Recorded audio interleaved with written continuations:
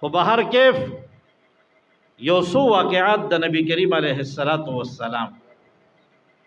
تاسو ته مولانا صاحب زمانه مخکې هم تقریر کې وی دا زید رضی الله تعالی عنہ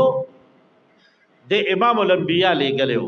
د مدینه جانان محمد رسول الله بلال شاه زیدا او مسلمه د دعوت ورتوای په غلطه ادا سي مکوا او بده کې بلا مسائل مونږ ته معلومیږي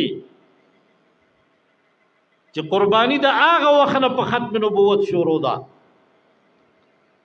چې د لال د مسلمه سره کې ناستو خبره اترې او شو کې څنګه راغله تعارف شو نبیات هغه اوسو تاسو کوي نا اول تاسو دا کوي وی اتشهد ان محمدن رسول الله وزید آیات گواہی کې په دې خبره چې محمد د الله رسول له هغه ورته بالکل زګواہی کوم چې محمد رسول الله دا د الله رسول له بیا ورته دې په دویم ځل باندې وی آیات گواہی کې په دې چې زه د الله پیغمبر یما مسلمه ورته وی تو حضرت زید رضی الله تعالی عنہ ورته وی انا اصم زکون یما او استاد خبر نه اورم دې بار بار ته تپوس کوي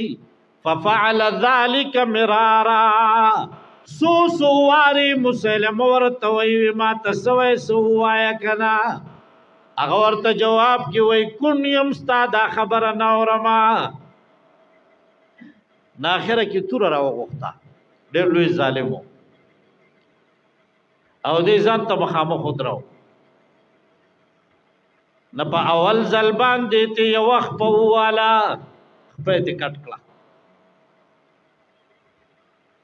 نو ورته وېسه دی خیال له اوس زما پیغمبري مانی گواہی کې او کنا نو دی ورته بیا وی ویلا اسمع ذالک دا خبر زنه اورم دې توریدو ته تیار نه زکون یم د دینا انا اصم تر دې پوری چې بلخ په ته کټ کړه بیا ته تپوس کوي ورته هم داسې جواب ورکړي بیا ته یو لاس کټ کو تر دې پوری چې بل لاس ته کټ کو